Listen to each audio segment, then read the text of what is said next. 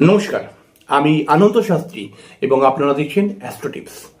প্রত্যেকবারের মতো আজকেও একটি জ্যোতিষের অত্যন্ত গুরুত্বপূর্ণ অনুষ্ঠান নিয়ে চলে এসেছি এবং আশা করছি আজকের অনুষ্ঠানটি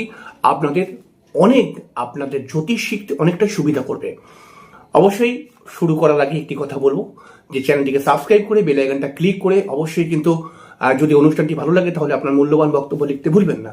আর সামনেই আমাদের জ্যোতিষ কোর্স শুরু হতে চলেছে। আপনি যদি জ্যোতিষ কোর্সে ভর্তি হতে চান তাহলে পরে অবশ্যই মোবাইল নাম্বারে যোগাযোগ করে দেবেন।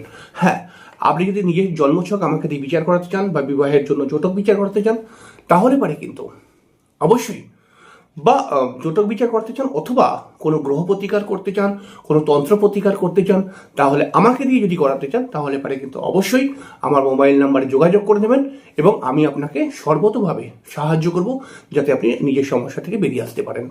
আর কথা বাড়াবো না, অবশ্যই আমরা অনুষ্ঠানে চলে আসবো। চলুন অনুষ্ঠানটিকে উপভোগ করি এবং অনুষ্ঠানটিকে দেখে কিছু শেখার চেষ্টা করি। নমস্কার, আজকে আমরা নবম ভাবকে নিয়ে আলোচনা করব। নবম ভাব থেকে দেখুন, ধর্ম, ভাগ্য, গুরু, উচ্চশিক্ষা, ন্যায় নীতি, জীবনের কতটা স্মুথনেস থাকবে বাবা, এগুলো বিচার করা হয়। আরো কয়েকটি জিনিস বিচার করা হয়, আমরা সেটা পরের পার্টে আলোচনা করব। এটা আমাদের ফার্স্ট পার্ট নাম্বার 1। এটা আমাদের পার্ট নাম্বার 1। সেকেন্ড পার্টে আমরা আলোচনা করব। নবম ভাব সম্পর্কে একটি ধারণা আপনাদেরকে দিচ্ছি। দেখুন, নবম ভাবের অধিপতি, নবম ভাবের কারক গ্রহ বৃহস্পতি এবং রবি, এই তিনটি জিনিসকে দেখে আমরা নবম ভাব সম্পর্কে একটি ধারণা তৈরি করতে পারি। নবম ভাবের মধ্যে সবসময়, যেহেতু এটা নবম ভাবের মধ্যে শুভ গ্রহরা সবসময় ভালো ফল দেয়। নবম ভাবের মধ্যে যদি অশুভ গ্রহ বসে থাকে তাহলে এরা আমাদের ভাগ্যকে হানি করায়, ভাগ্য উন্নতির করার ক্ষেত্রে বাধা সৃষ্টি করে এবং জীবনের মধ্যে স্মুথনেস অনেকটা কমিয়ে দেয়। নবম ঘরের মধ্যে অশুভ গ্রহ যদি থাকে তাহলে পিতা বা বাবার, এইখানে আমরা এটাকে আচ্ছা ঠিক আছে, নবম ঘরের মধ্যে যদি অশুভ গ্রহ বসে থাকে তাহলে এরা কি করে, বাবার স্ট্রাগল করিয়ে দেয়, বাবার সংঘর্ষ জীবনে বৃদ্ধি হয়। নবম ঘরের মধ্যে অশুভ গ্রহরা সঠিক গুরু প্রাপ্তি করতে দেয় না। কিন্তু যেহেতু কেতু গ্রহটি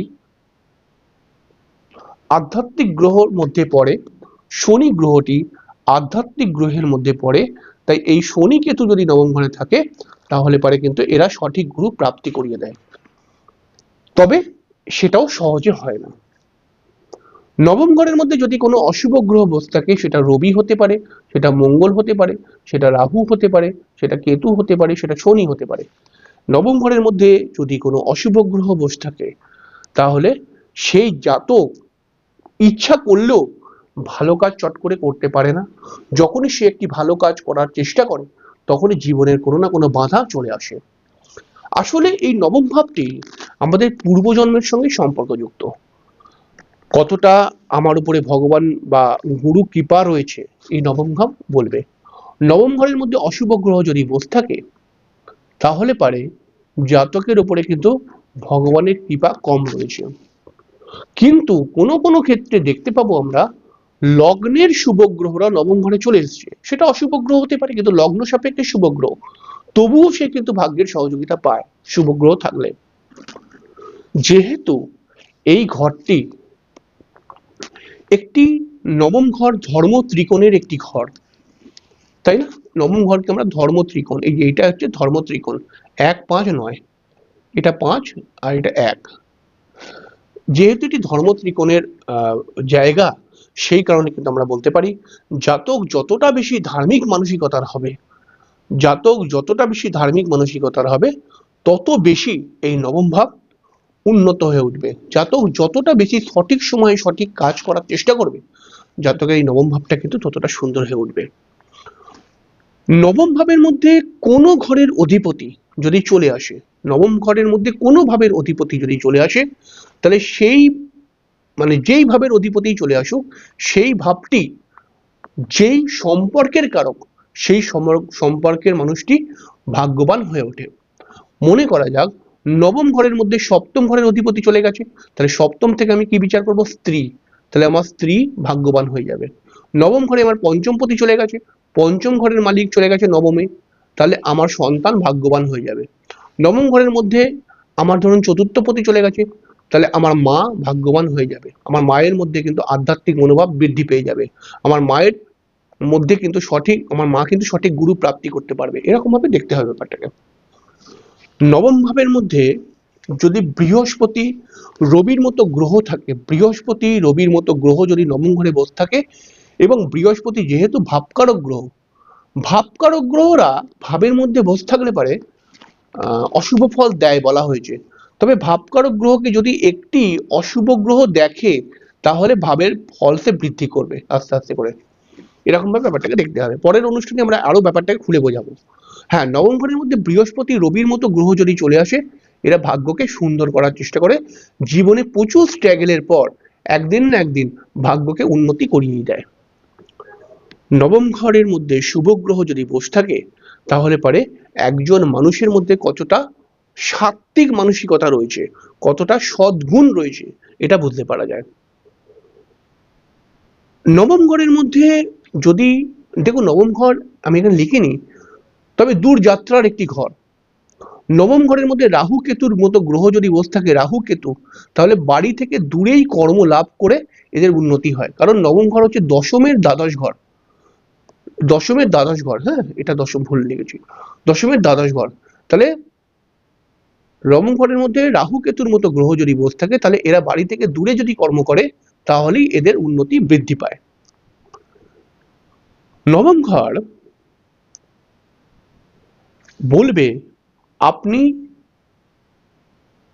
যে কোনোই কাজ করুন না কেন। দেখুন, নবম ঘরের মধ্যে কোনো গ্রহ বসে থাকলে পারে আপনার মানসিকতার ইন্ডিকেশন দেয়, অর্থাৎ আপনি কি ধরনের কাজে নিযুক্ত হতে চান সেরকম একটা ইন্ডিকেশন দেবে। কিন্তু নবম ঘরের মধ্যে যদি শুভ গ্রহরা বসে থাকে, বা অশুভ গ্রহ যদি খুব একটা পীড়িত না হয়ে বসে থাকে, নিজের মিত্র ক্ষেত্রে বসে থাকে, তাহলে পারে কিন্তু এরা আপনার কাজের ভাগ্যকেও নির্ধারণ করে, এরা আপনার কাজের ভাগ্যকেও নির্ধারণ করে। নবম ঘরের মধ্যে যদি শুভ গ্রহ বসে থাকে, তাহলে এই শুভ গ্রহটা লগ্নকেও প্রভাব দেয়। এর ফলে কিন্তু জাতকের মধ্যে সৎ মানসিকতা দেখতে পাওয়া যায়। নবম ঘরে শুভ গ্রহ যদি থাকে, তাহলে জাতকের মধ্যে সৎ মানসিকতা দেখতে পাওয়া যাবে। নবম ঘরের মধ্যে যদি অশুভ গ্রহ বসে থাকে, তাহলে পরে জাতকের মধ্যে কিন্তু কোনো কোনো সময় চালাকি করার মেন্টালিটি, অল্প খাটনিতে বেশি লাভ করার প্রবণতা, এগুলো সব দেখতে পাওয়া যাবে। এরকম ভাবেই নবম ঘরটিকে দেখতে হবে। পরের দিনকে আমরা দশম ঘরকে নিয়ে আলোচনা করব। এবং দেখুন, নবম দশম ঘরগুলো কিন্তু খুব গুরুত্বপূর্ণ ঘর। নবম ঘরের মধ্যে একটা কথা মাথায় রাখতে হবে, যদি অশুভ গ্রহ বসে থাকে, তাহলে জীবনের স্ট্রাগল বেড়ে যায়। নবম ঘরের মধ্যে যদি শুভ গ্রহ বসে থাকে, তাহলে পারে জীবনটার মধ্যে স্মুথনেস দেখতে পাওয়া যায়। নবম ঘরের মধ্যে যদি লগ্নপতির মিত্র গ্রহ বসে থাকে, তাহলে পারে কিন্তু পিতার সঙ্গে তার মানে সুন্দর একটা মিত্রতা দেখতে পাওয়া যায়, পিতার সঙ্গে ভাব ভালোবাসা ভালো থাকে। নবম ঘরের মধ্যে শুভ গ্রহ যদি থাকে, তাহলে একজন মানুষকে ধার্মিক বানায়, এবং বিভিন্ন ধর্মে, বিভিন্ন ধার্মিক স্থানে তার ভ্রমণ হয়। নবম ঘর সম্পর্কে অনেক কথা রয়েছে, আমরা পরের দিনকে আলোচনা করব, এবং বলবো এই নবম ঘরকে কি করে ঠিক করা যায় সেটাও বলবো। হ্যাঁ, চ্যানেলটিকে সাবস্ক্রাইব করে রাখুন। আজকে একটা সাধারণ ধারণা দিলাম, পরের দিনকে আমরা কিন্তু মেন পয়েন্টে যাব। কারণ ছোটখাটো ধারণা যদি না থাকে, তাহলে গুরুত্বপূর্ণ মানে বিষয়ে কথা বললে পারে বুঝতে পারবেন না, এই জন্যই আমি একটা ধারণা দিয়ে দিলাম। যাই হোক, অনুষ্ঠানটি কেমন লাগলো বলবেন। এটা হয়তো সবার জন্য নয়, কিন্তু যারা প্রথম প্রথম জ্যোতিষ শিখছে তাদের জন্য খুব গুরুত্বপূর্ণ। অবশ্যই তাদের জন্যই অনুষ্ঠানটিগুলো করা, যে পরের দিনকে যখন একটু ডিপ আলোচনা করব তখন যেন বুঝতে পারে। তো অবশ্যই চ্যানেলটিকে সাবস্ক্রাইব করে বেল আইকনটা ক্লিক করে রাখবেন। আর অবশ্যই অনুষ্ঠানটি ভালো লাগলে পরে একটি লাইক দেবেন, আপনার মূল্যবান বক্তব্য লিখতে একদম ভুলবেন না। নমস্কার।